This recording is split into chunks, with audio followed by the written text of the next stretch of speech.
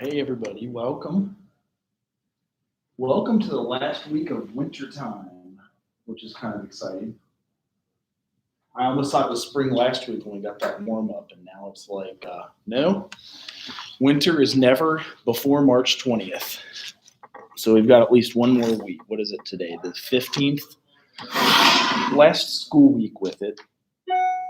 And hopefully y'all got that time to catch up on classes, any homework you had, and I kept stuff open so you could, um, and then get back into chapter 6. I know some of you have Dr. Allen for hbse 2. Let me see if I can get that glare off of there. No, let's do it over here then. That's a little better. But I think if you see the glare that I'm seeing, it's not the best. Because we're in chapter 6, and trying to make sure you all,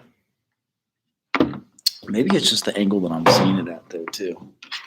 All right. So chapter 6, we're already up to slide 10 on that if you're following the slides, with attitudes, emotion, and regulation. So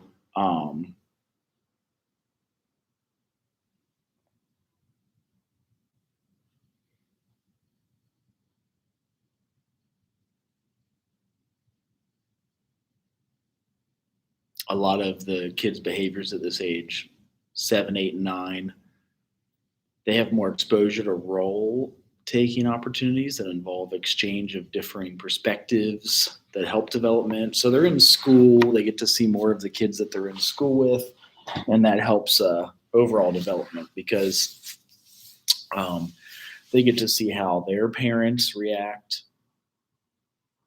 in relation to how other kids' parents act. Sometimes they're spending the night and see how mom and dads are different. This links them to social skills development. And then it parallels the moral development stage. So we were talking about age 7 being at the age of reason. And this has been for like hundreds of years. I even reckon to say thousands of years, because like Rene Descartes or one of the Catholic philosophers mentioned that's why they had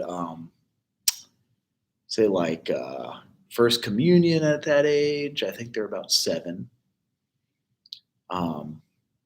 just before confirmation, which is like adulthood, more like 7th grade.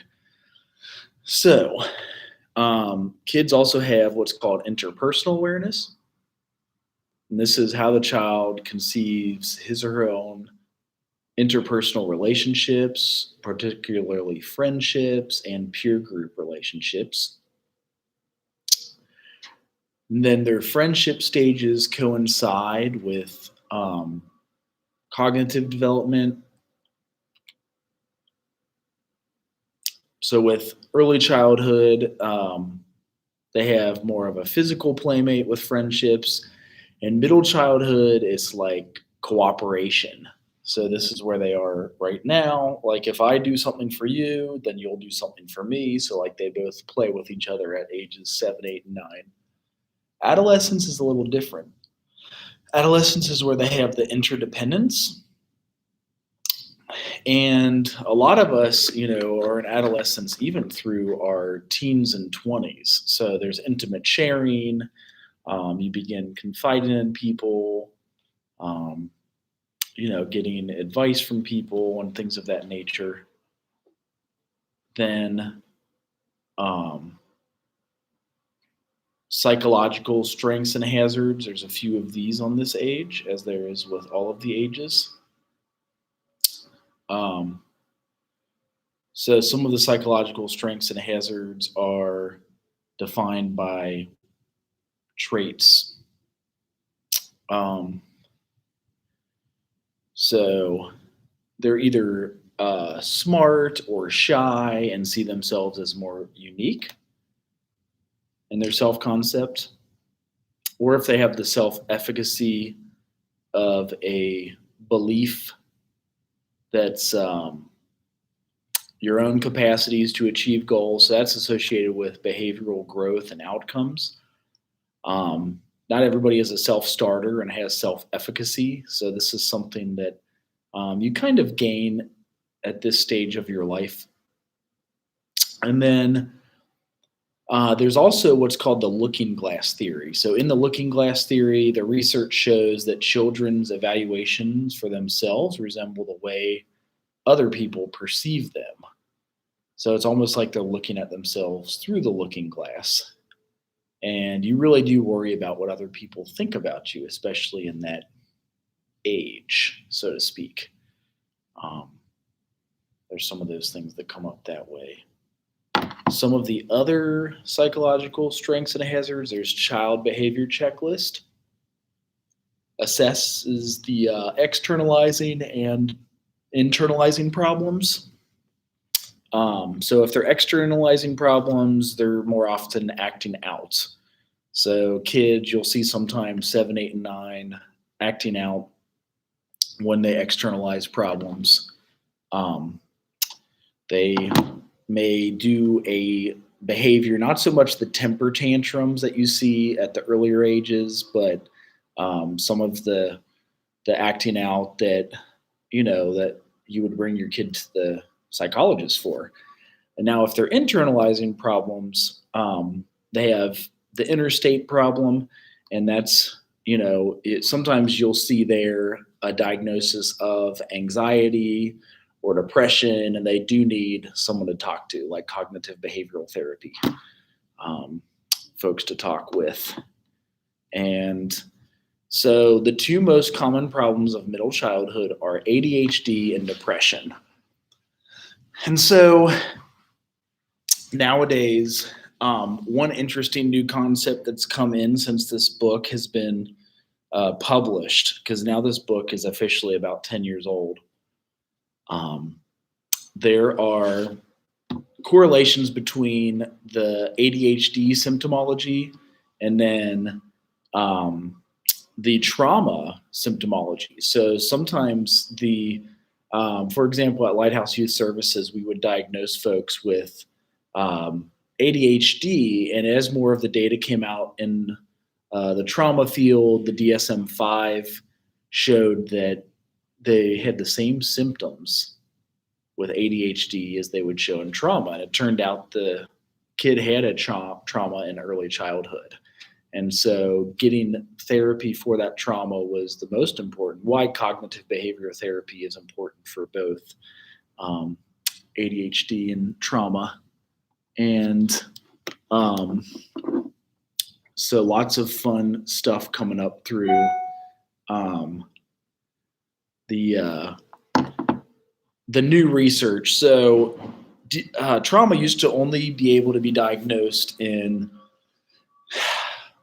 PTSD in veterans. And so it was the DSM-5 that allowed children to also be diagnosed with trauma from either negligence, neglect, other things that come up throughout the day. And so it's important to really distinguish on those assessments with kids if what they're actually experiencing is trauma or if it's ADHD. So similar with depression. So sometimes they can show symptoms of both. It could be a trauma that is causing, they haven't worked through it yet with cognitive behavior therapy. So they're showing signs of depression, and they're having kind of a, worried about things from the past or have things on their mind from the past. Anxiety more focuses on the future. So ADHD is the most common neurobehavior disorder of childhood. It's almost 10% of kids. And in boys, it's 3 times more likely to be diagnosed. And again, keep in mind this book was written in 2010, so new research in the past 11 years, especially on trauma, that could have actually been trauma for half of those diagnoses. Now, with attention deficit hyperactivity disorder, you see excessive motor activity. You see impulsiveness, and this is how you would diagnose it with the DSM-5. You'll see inattention. You'll see some of the consequences are poor academics, interpersonal difficulties, and then low self-worth. So those are some of the things that come up. And usually that's when a diagnosis would be made for the kids at that age, is when they start in school. And then the teacher will definitely notice if they're not focusing, if they have that excessive motor activity, maybe twitchy, if they have the impulsiveness and are getting in trouble, or if there's the inattention. There could be just ADD, which is attention deficit disorder, and they don't have the hyperactivity with it. It's, again, important to make sure to rule out trauma when diagnosing PTSD or ADHD. So make sure that sometimes it could be the dual diagnosis of PTSD and ADHD, or it's just trauma with inattention because they haven't resolved their challenges. So make sure to check that and rule out. That's what they call out in your diagnosis time, is rolling out different things. And so what works best with trauma and ADHD is a combo of drugs and behavior therapy is recommended. So it could be that Ritalin is all that they need. It's kind of a stimulant that helps them focus. Adderall is kind of what they use nowadays, but something of that stimulant variety. As adults, some people are able to get away with just drinking coffee, so they don't have to take the medication anymore, and they're okay with just the coffee or even tea. So that's something to consider. Now, I know some of you are presenting on a major behavior disorder. So ADHD, PTSD, we've already seen one of those. Trauma, ADHD, depression, anxiety, addiction, and or alcoholism, and a few others. So if that's what your presentation's on, just make sure to keep like the current DSM-5 diagnosis in these, like how someone would diagnose it and what that would look like. So social dimensions. There are, and you see the quote at the bottom, there are 3 types of friends. Those like food, without you can't live. Those like medicine, which you need occasionally, and those like an illness, which you never want. So that quote is relating to socially. This is about the age where kids have their time with peers is going up because you're at school more often, 8 hours a day, and the time with parents is down. So my daughter, for example, is with my wife all the time. And when she starts school in a few years, maybe 3.5 to 4.5 years, she'll have at least a half a day away from mom. So your time with peers goes up. Then when you start the full day in first grade and second grade, ages 7, 8, and 9, your time with peers goes way up. And so peer groups are defined as groups of age mates that are durable and involve interaction based on an established set of social relationships. So cooperative activities can decrease negative social behaviors that sometimes emerge in groups. So that's where that quote is good, because there can be good and bad friends.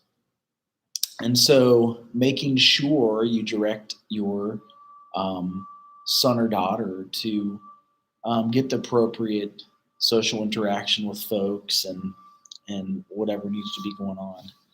One other thing on the social dimension is that peer groups are crucial to healthy development. So for boys, it's usually a larger social network, and the relationship is less excessive. Girls, on the other hand, they have more close friends, and there's even occasionally relational aggression. And maybe some of you females who had girlfriends in class can relate to that.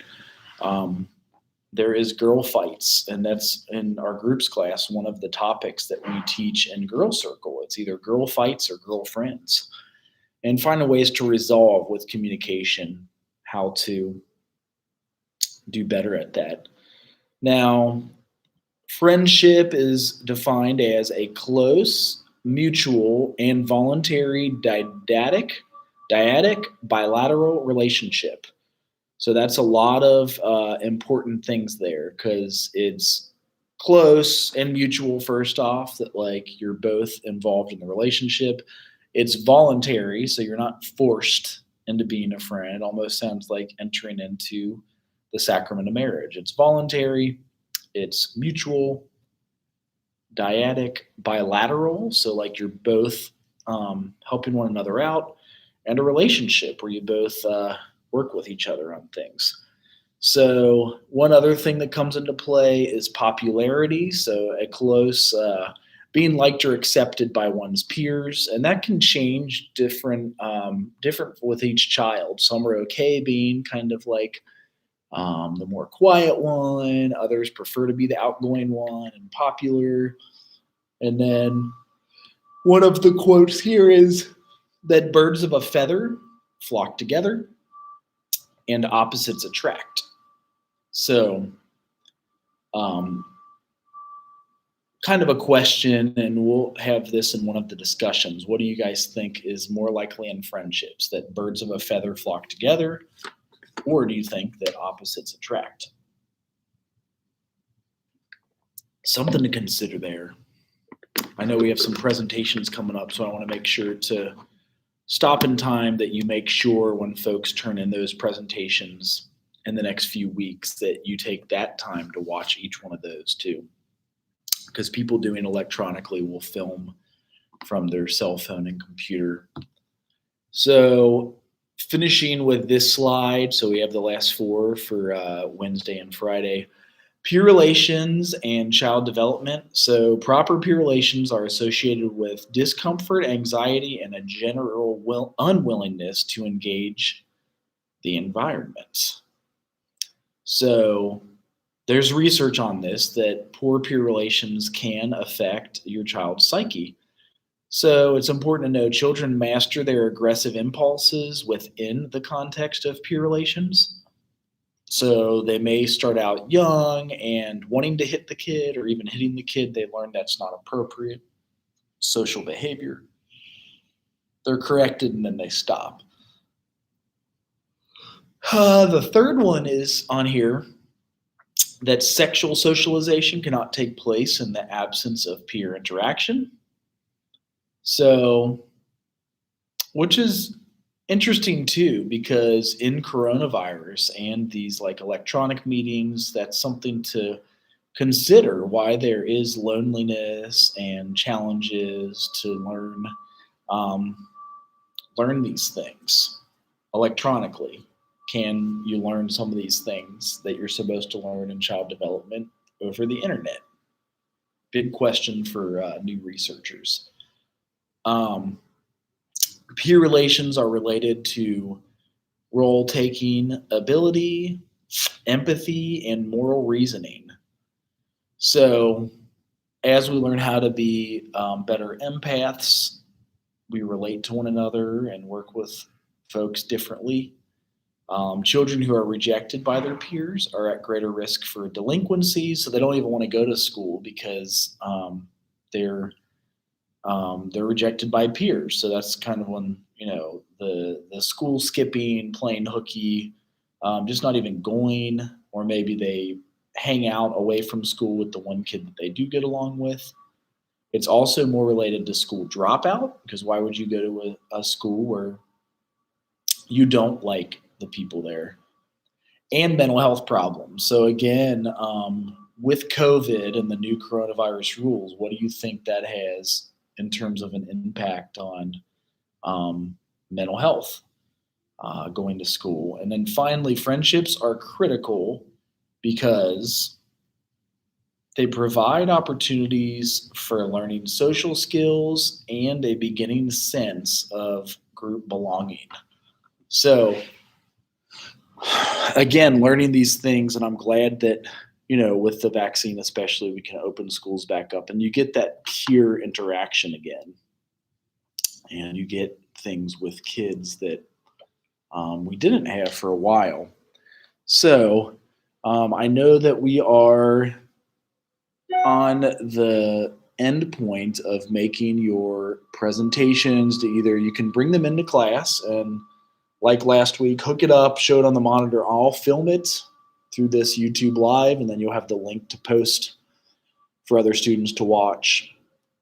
Or you can film your PowerPoint on your computer from, say, your cell phone, is what a lot of folks do, and then film yourself presenting your mental health diagnosis and go from there. So if you have any other questions about presentations, I look forward to seeing the next few, especially in this last week of winter and first week of spring, and then see you all soon. I wanted to give you time to work on those and watch those that are popping up. So see you all Wednesday.